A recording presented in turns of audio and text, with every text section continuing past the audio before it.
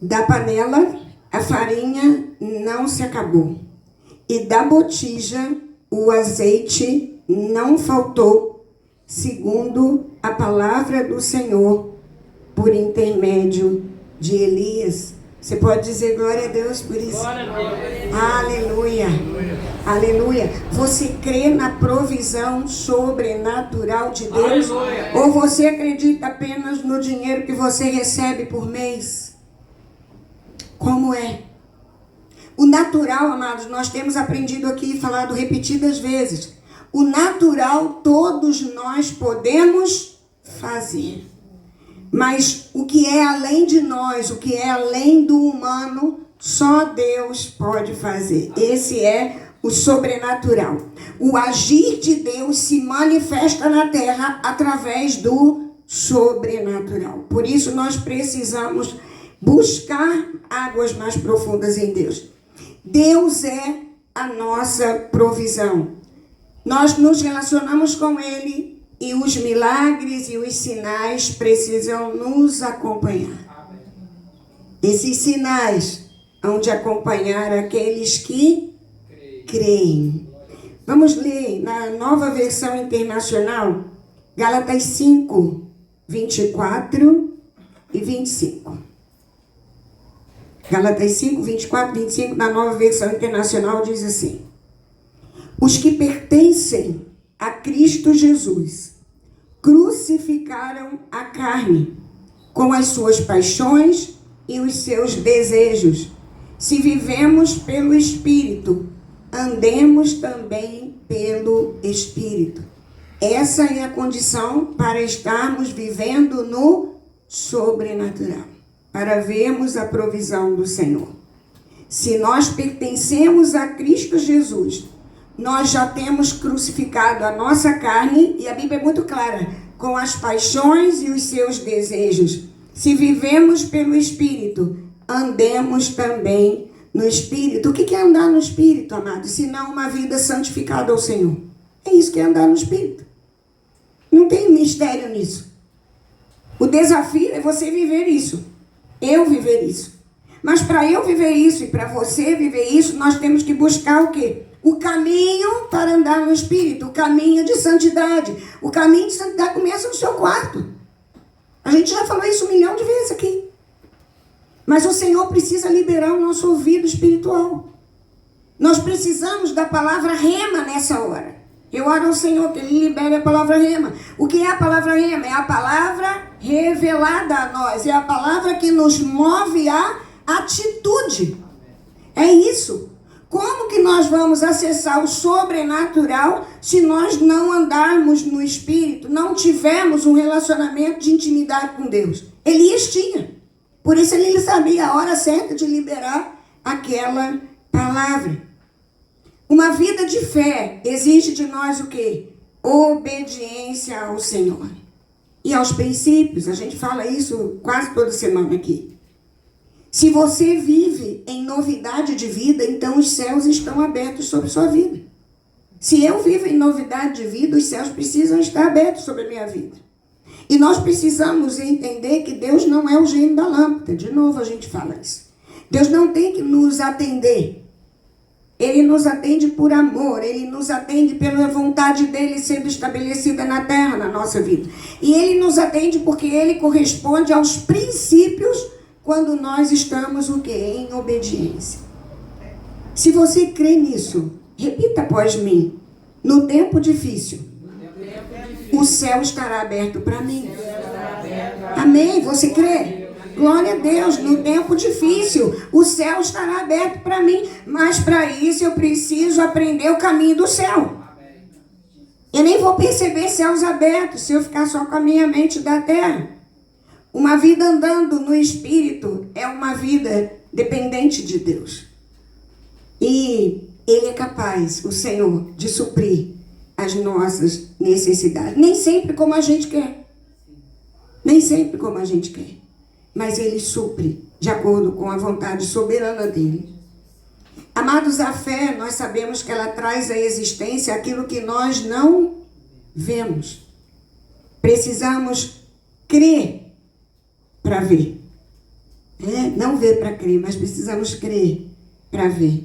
Porque é pela fé que nós acessamos o sobrenatural de Deus. Elias, ele se relacionava com Deus. E por isso ele viu diante dele um milagre. O texto lido em 1 Reis 17, ele fala do milagre que o Senhor fez sustentando Elias. E claro que Elias não tinha como prover nada onde ele estava. Por isso ele foi sustentado por Deus. Essa palavra não é uma palavra para montar preguiçosos. Pessoas que não vão trabalhar, só vão orar e entender que Deus vai mandar sustento. Não é isso que a Bíblia está dizendo. Elias, ele não estava podendo trabalhar. E Deus o sustentou. Jeremias 32, verso 27, da Revista Atualizada, diz assim: Eis que eu sou o Senhor, o Deus de todos os viventes. Acaso haveria coisa demasiadamente maravilhosa para mim? O Senhor diz hoje para mim e para você a mesma coisa. Repita após mim. Eu sou o Senhor, o teu Deus. Acaso há alguma coisa grande demais para mim? Não há, amados. Diante das dificuldades, nós temos que lembrar o que já temos aprendido aqui. Eu sei em quem tenho crido. Diante da sua dificuldade, grave isso no seu espírito. Toda vez que você estiver diante de uma situação difícil, leve o seu pensamento ao Senhor, abra a sua boca e declare: eu sei em quem tenho crido. Em nome de Jesus. Então Elias disse a Acabe: tão certo como vive o Senhor, Deus de Israel, perante cuja face estou, nem orvalho nem chuva virá nesses anos, segundo a minha palavra.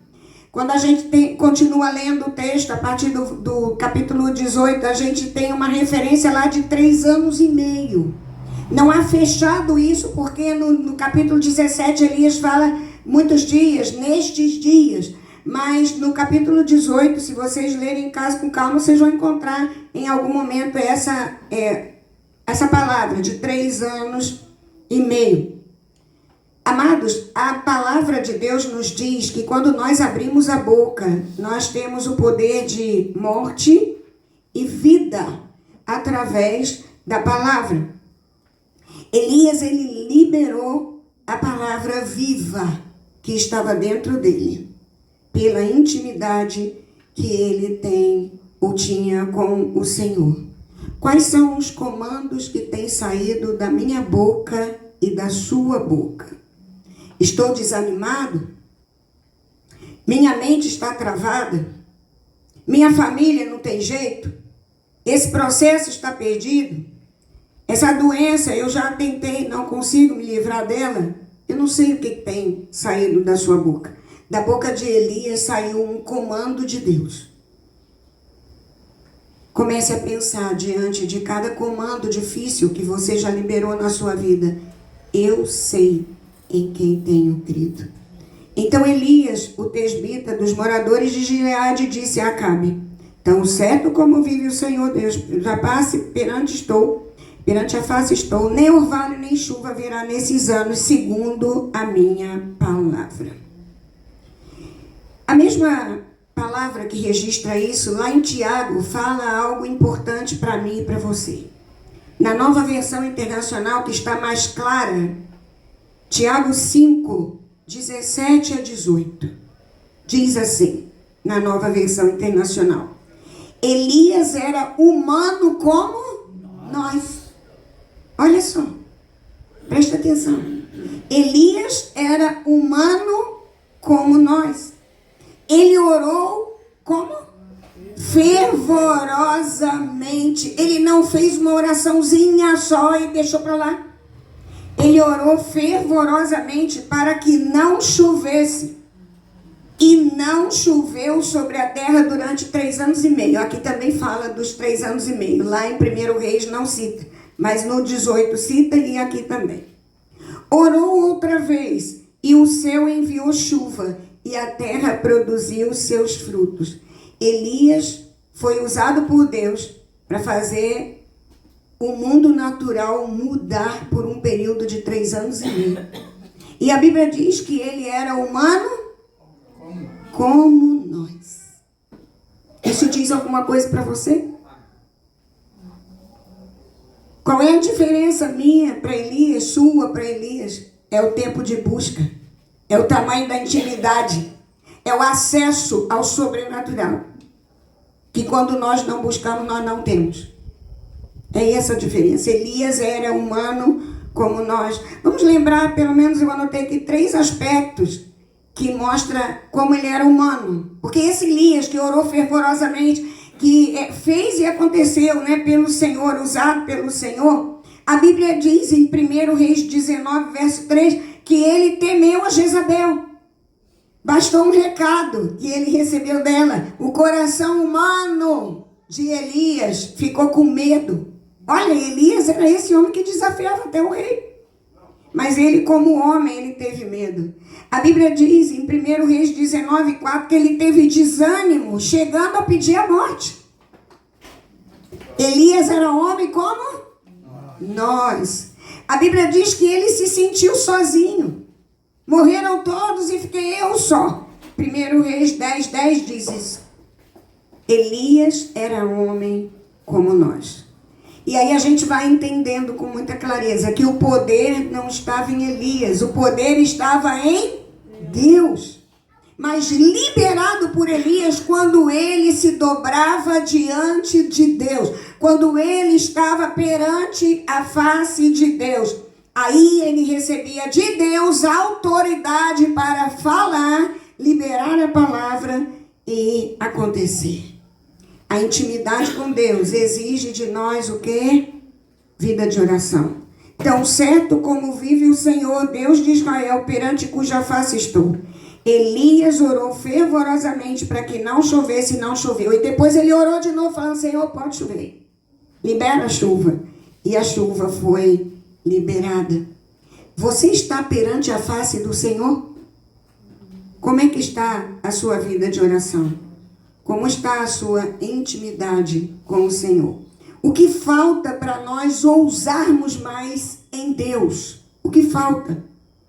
Deus sustentou Elias.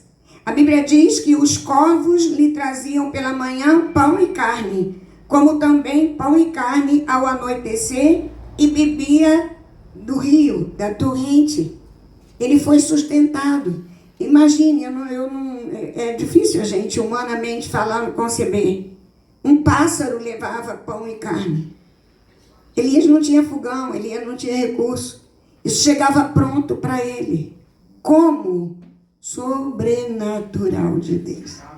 Na nossa vida, Deus manda pessoas. Às vezes, como a irmã que se deparou e me mandou uma palavra direta sobre o que ela percebe no mundo espiritual, no bairro em que nós trabalhamos pelo Senhor. Ela liberou uma palavra. Deus vai mandando pão e carne todos os dias, amado. Não tenha dúvida, pão e carne. E a Bíblia deixa muito claro que Jesus é o pão. Elias já era sustentado pela presença de Jesus lá no Antigo Testamento. Pão e carne. Quando nós fazemos a celebração da ceia, esse é o meu corpo, participamos da carne.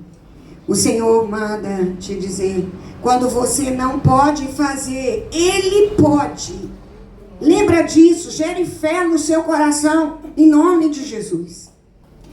Mas a Bíblia diz que esse homem que viveu tanta coisa sobrenatural, passados uns dias o rio secou. A torrente secou. Sabe o que significa isso? Que as circunstâncias chegam para o profeta também. As circunstâncias chegam na vida da pastora, na vida da igreja.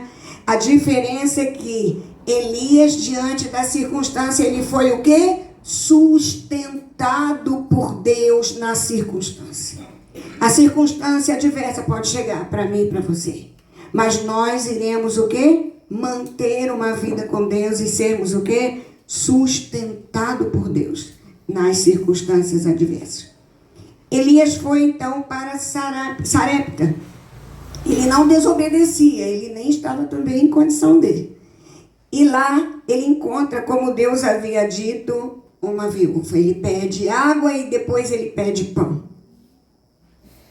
E a viúva responde a ele: vou preparar esse resto de comida para mim e para o meu filho. Nós vamos comer e vamos morrer. E Elias foi abusado com ela. Ele falou: de jeito nenhum. Primeiro você vai fazer para mim, depois você vai comer. E essa palavra, e ele garantiu a ela que não ia parar a comida. Mas ela não sabia nem quem era Elias. A Bíblia diz que ela era uma viúva que Deus já tinha colocado no coração dela para sustentar o profeta.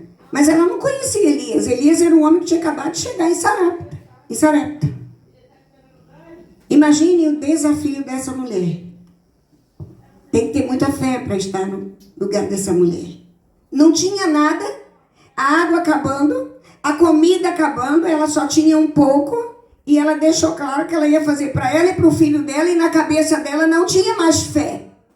Ela ia comer aquele resto de comida e iria morrer junto com o filho. E aí o profeta diz: pois é, o que você tem, que você acha que é só de vocês, a primeira parte precisa ser minha. Honra o profeta e coma do que sai da boca do profeta. É exatamente isso que aconteceu aqui. A viúva decidiu renunciar à sua vontade. Irmãos, é muito difícil e desafiador viver isso. Honrar o outro quando você só olha para você. A nossa carne pede para a gente ser egoísta. Só pensar na gente, primeiro a gente, o melhor para a gente. Se tiver 3, se tiver 4 pessoas, eu pego 2 e deixo um para os outros disputarem. Não é isso que a Bíblia diz. E aqui a gente precisa comer muito pão e carne da presença de Deus para aprendermos, começa em mim, para aprendermos a viver isso aqui. Honrar o outro e comer da unção que está sobre a vida do outro. Mas primeiro também a gente tem que reconhecer que tem unção sobre a vida do outro, senão realmente a gente não consegue fazer. E a palavra do Senhor afirma: da panela a farinha não se acabou, e da botija o azeite não faltou. Repita após mim: da panela a farinha não se acabou, e da botija o azeite não faltou. Às vezes parece que está faltando outras coisas na nossa vida e na nossa família.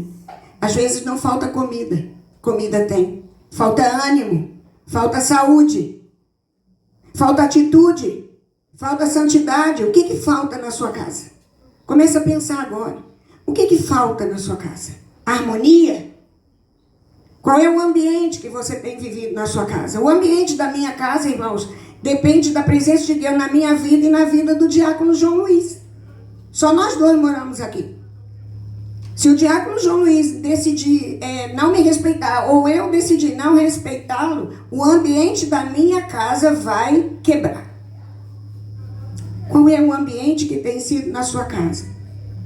Se é um ambiente onde a presença de Deus gosta de morar. O Espírito de Deus gosta de estar na sua casa. Ele assiste tudo o que eu não vejo. Eu só vejo na minha. E só vejo na minha onde o meu olhar chega. É bem verdade que várias vezes, ao longo desses anos de casado, o Espírito Santo me mostrou o que eu não via com os meus olhos físicos. E o meu marido sabe disso. Poucas pessoas já souberam disso também. Mas em alguns momentos o Espírito Santo me mostrou que os meus olhos carnais não estavam vendo. Tem coisa que acontece na sua casa que você não domina. Tem dia que você nem está lá, está na rua, mas tem coisa acontecendo lá. Boa e ruim também.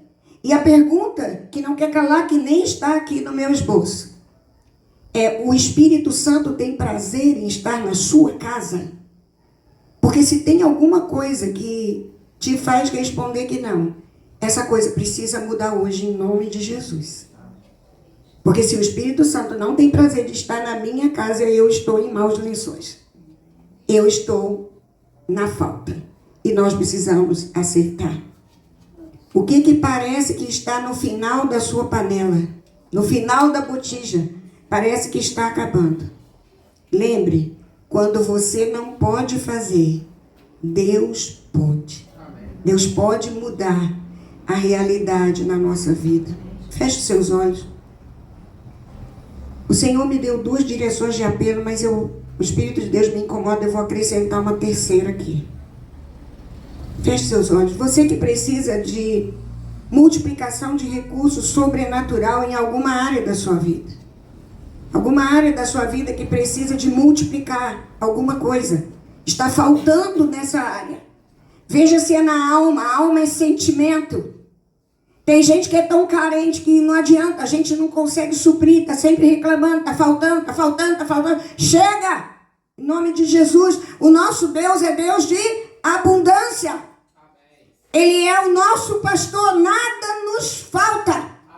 Se está faltando na sua casa, você precisa sentar com Deus primeiro. Porque Ele que libera. Ele que libera.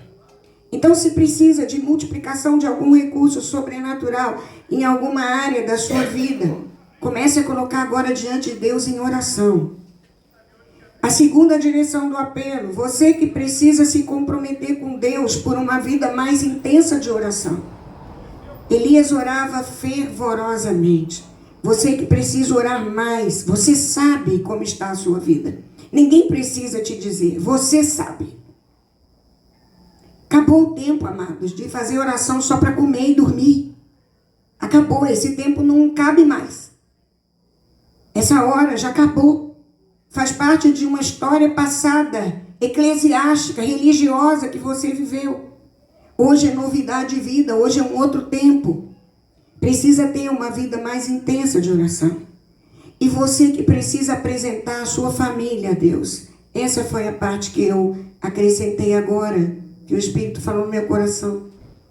Comece a apresentar a sua família. E sabe quando que a sua família vai melhorar? Quando você começar a se posicionar mais e melhorar. Porque a gente fica reclamando de mudança nos outros, mas às vezes a gente não olha no umbigo. A gente não olha no próprio espelho. A mudança precisa começar em mim. Algumas coisas sou eu que preciso girar. Moisés, ele chegou com o povo todo ali diante do rio. Ele olhou o mar na frente dele e ele falou, meu Deus, agora eu faço o quê? Deus já tinha dado a palavra que era para ele avançar. E quando ele pergunta, o que Deus fala para ele? Entra no rio. Diga ao povo de Israel que marche. Ou seja, vai ser por fé. Vai ser pelo sobrenatural. Amados, Deus tem dado essa palavra porque nós estamos precisando dela. Nós precisamos orar pelo sobrenatural. Então, que você que precisa de multiplicação de recursos sobrenaturais na sua vida. Você que precisa se comprometer com Deus para uma vida mais intensa de oração. E você que precisa colocar a sua casa diante da presença do Senhor. E colocar, Senhor, começa a mudar a minha casa em mim. O que eu estou fazendo que está gerando na minha casa é o mal-estar, que eu reclamo e nada muda. Deus tem mudança para nós, amados. Eu tenho certeza disso em nome de Jesus. Mas qual é a mudança que precisa começar por mim, na minha casa, com o meu marido? Em nome de Jesus. Comece a orar você mesmo pela sua vida. A direção do apelo é essa. Eu não vou pedir nem que você levante suas mãos hoje, nada. Você vai orar, você já entendeu. Então coloque diante de Deus a sua vida, a sua casa, a sua família. Todos esses aspectos. Peça ao Senhor misericórdia, peça que Ele libere favor. Quantas vezes eu tenho orado pedindo, Senhor, libere graça, libere favor na nossa vida e através de nós. Mas não adianta só eu orar, você precisa abrir o seu coração e desejar isso também. O Senhor viu o cego e perguntou para ele, que queres que eu te faça? O Senhor hoje te pergunta da mesma maneira, que queres que eu te faça? Identifique. Senhor, em nome de Jesus, colocamos, ó Deus, a nossa vida, minha vida, eu coloco diante da tua presença, a vida da minha casa, Senhor, a vida do meu esposo, Senhor amado, a vida da família pastoral, colocamos diante da tua presença, Senhor. Queremos ter autoridade de dizer, em nome do Deus em cuja face estou, e liberarmos, Senhor, uma palavra de vida, apesar da nossa humanidade, apesar das nossas falhas da terra. Queremos andar pautados na realidade do teu sobrenatural.